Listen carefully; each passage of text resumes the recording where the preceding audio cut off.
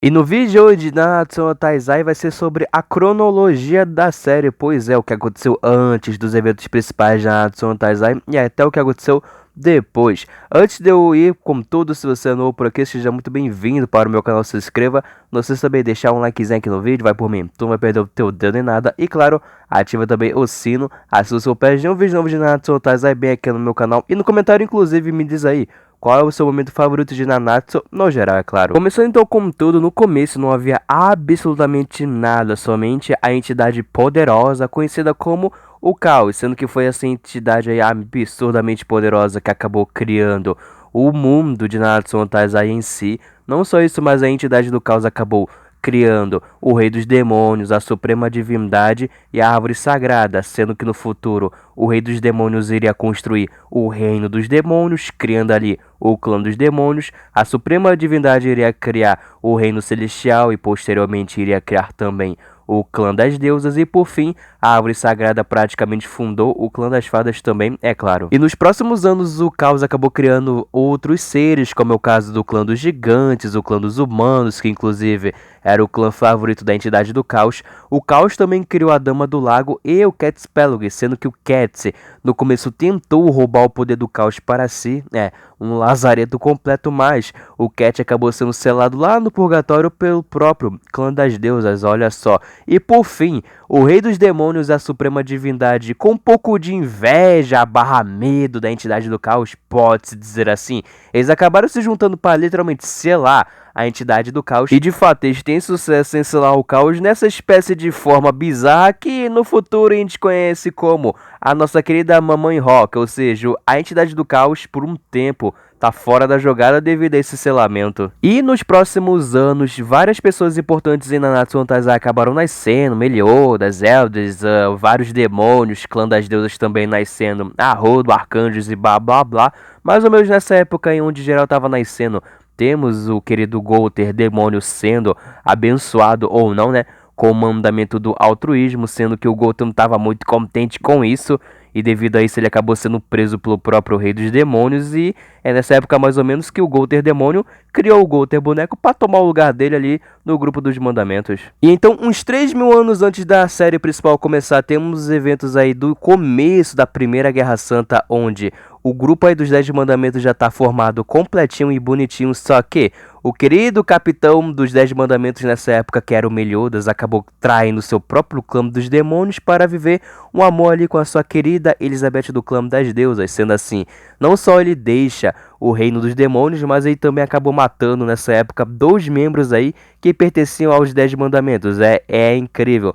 Sendo que nessa partida o Meliodas deixa de ser o mandamento do amor, os Eldris vira o novo líder dos mandamentos e, cara, devido a essa partida do Meliodas, a Guerra Santa começa como tudo. Foi uma guerra, claro, travada entre o clã dos demônios versus a Stigma, que era composta pelo clã das deusas, fadas, humanos e gigantes também. Durante a guerra, um evento interessante ocorre, no caso, o clã dos vampiros tentou se rebelar contra o clã dos demônios e devido a isso, o próprio Rei dos Demônios acabou mandando seu filho Eldris matar todos os vampiros, mas pelo fato de que os Eldris tinham uma relação amorosa com a vampira chamada Gelda, os Eldris não cumprem essa ordem, muito pelo contrário, ao invés de matar lá os vampiros, ele acaba selando os vampiros, sorrateiramente, sem que ninguém saiba. Chegando já então praticamente no ápice do fim ali da Primeira Guerra Santa, temos os eventos onde o demônio Golter acaba alterando a memória de geral na Guerra Santa, porque as coisas estavam um pouco desbalanceadas pro lado da Stigma versus os demônios, olha só,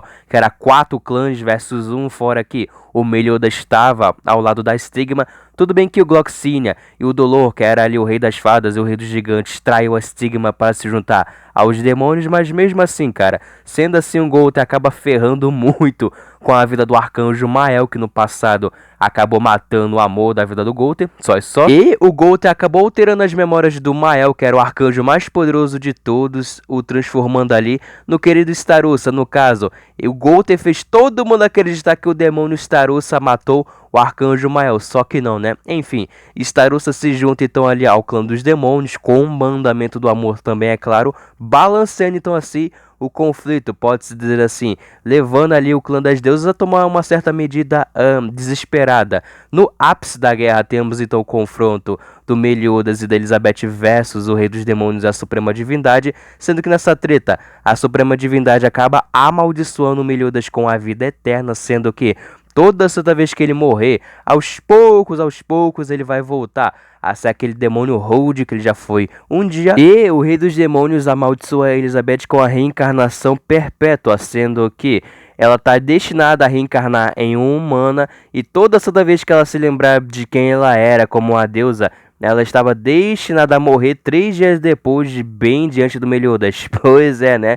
Foi um confronto brabo. No fim da guerra, o clã das deusas acaba utilizando o Caixão das Trevas Eternas, que foi criado pelo gigante da Buzo, para selar todos os demônios dentro do caixão. E, o mais importante de tudo, o clã das deusas também selou o Rei dos Demônios lá no Purgatório. Claro que, no processo, o clã das deusas acabou perdendo ali os seus corpos físicos, mas a Guerra Santa estava oficialmente encerrada. Conforme os anos foram se passando após a guerra, o Meliodas acabou encontrando várias encarnações de Elizabeth. Várias vezes ela acabou morrendo diante dele, complicado, né?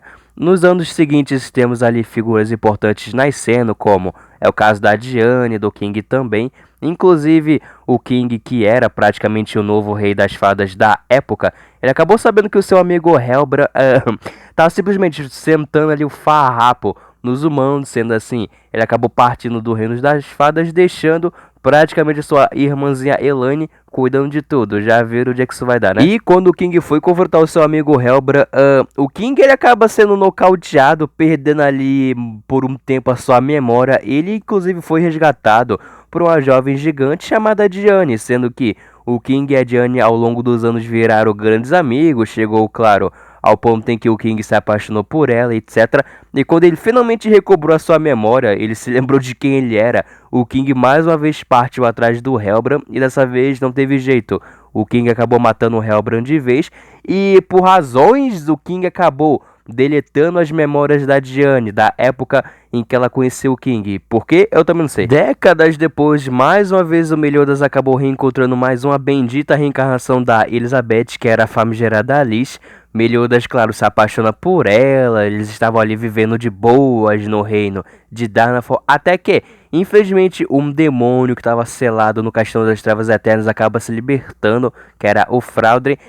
O Fraudre acaba matando a Alice, despertando a ira do Meliodas. Sério, na ira do Meliodas ele literalmente destruiu todo o reino de Danafor, ganhando assim o apelido do Pecado da Ira do Dragão. E já falando nesse pecador, nessa época os pecados capitais, os outros, né, acabaram ganhando também os seus títulos. No caso, a Diane pegou o título da Pecado da Inveja da Serpente, porque ela foi acusada de ter uma inveja da gigante matrona. O Ban pegou o título ali do Pecado da Ganância da Raposa, porque ele foi acusado de ser tão ganancioso que ele acabou matando a Elaine, roubando a fonte da juventude para si. O King foi acusado de ter o pecado da preguiça do urso, porque ele realmente é um preguiçoso safado. A Merlin, claro, o pecado da gula, porque ela ama o conhecimento. O Scanor, o pecado do orgulho, porque o cara é muito orgulhoso. E o Gold pegou o pecado da luxúria devido a um atrito que ele teve ali no passado com a irmã do rei Bartra, que era a Nadia. Enfim, os pecadores já estão, vão lá. O Meliodas acaba se juntando ao reino de Liones, escuta sobre essa galera pecadora e tá,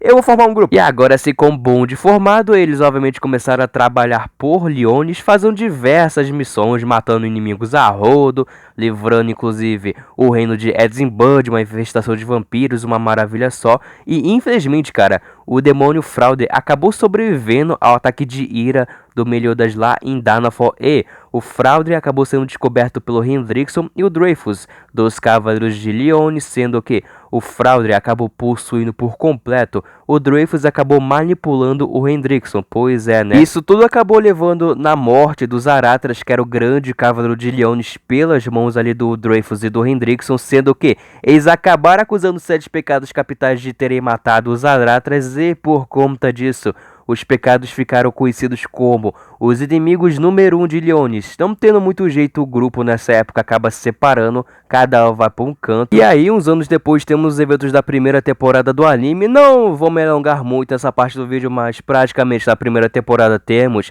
a Elizabeth Leonis partindo atrás dos 7 pecados capitais, porque ela queria a ajuda do grupo para livrar Leonis da infestação de demônios, né? Essa era a verdade, sendo que a Elizabeth encontra o Meliodas, os dois então partem numa jornada para reunir o grupo dos pecados, acham a Diane, o Ban, o King, o Gunther. Eventualmente a Elizabeth acaba sendo capturada e é levada até Leonis, porque os demônios precisavam do sangue da Elizabeth, que era uma deusa, claro, né, para abrir de vez o caixão das trevas eternas. Então os pecados vão até Leonis, tem toda a infiltração aí no reino, uma treta absurda na qual a Merlin acaba aparecendo para ajudar os pecados, o Arthur também brota. Isso tudo resulta numa luta dos pecados capitais versus o Hendrickson, que era o grande vilão da primeira temporada, só que não, né? E embora o Hendrickson foi derrotado, o Leonis foi ali liberta dos demônios, não adianta muito, porque uma parte do caixão das trevas eternas se abriu, libertando os 10 mandamentos. Logo após isso, então, temos os eventos da segunda temporada do anime. Agora que os mandamentos estão soltos, eles acabam causando um caos absurdo em Britânia. Em compensação, o Scanor finalmente se junta ao bonde. O Meliodas nessa temporada acaba morrendo e vai até o purgatório lá. Parte das emoções dele acabam sendo tiradas de si, e aos poucos ele tá voltando a ser aquele demônio rude que ele já foi um dia. Por sorte, né, ele acaba voltando à vida de vez, ajuda ali na defesa do reino de Leonis, e o problema é que os mandamentos acabaram se apossando ali do reino de Camelot, que daria início à treta da terceira temporada. Nessa temporada, no caso, os pecados vão até Camelot para libertar o reino dos demônios, sendo que nessa viagem o Meliodas acaba se perdendo de vez, voltando a ser aquele demônio rude, absurdo que ele era um dia. Sendo assim, o Scanor é forçado a derrotar o Meliodas de vez, ou seja, tem isso. E assim, durante a segunda temporada e o começo da terceira, vários dos 10 mandamentos ou eles foram derrotados de vez, ou acabaram partindo do grupo, deixando ali o querido Zeldris na mão. Por sorte, o demônio Chandler e o demônio Cusack acabam aparecendo, foram soltos ali do caixão das trevas eternas, ajudando um pouquinho os Zeldris. Ao mesmo tempo, alguns membros dos 4 arcanjos também voltam com tudo, se apossando de corpos humanos para ajudar na treta que estava prestes a começar. Essa treta, claro, era a nova Guerra Santa que estava prestes a começar, muito por conta do fato de que o Meliodas vai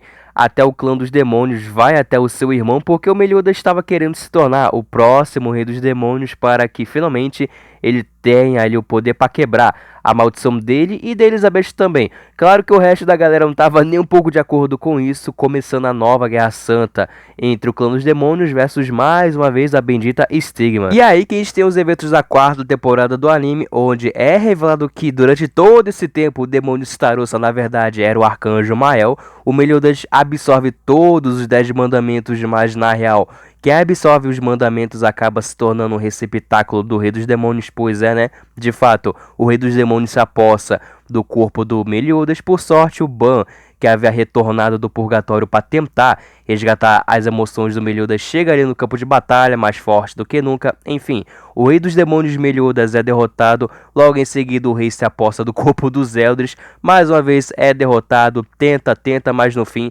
ele é derrotado pelos 7 pecados capitais, graças a Deus. E claro que no processo da derrota do rei, o Scanor acaba dando a sua vida, ou seja, tem isso, né? E devido à derrota definitiva do Rei dos Demônios, o selo que selava a entidade do caos é quebrado e toda a força do caos vai para o nosso querido rei Arthur Pendragon, sendo que o Arthur vira o rei do caos, ganhando um poder absurdo. O Cat Spellug volta mais uma vez para tentar roubar o poder do caos para si novamente, e mais uma vez ele acaba sendo derrotado pelo Arthur.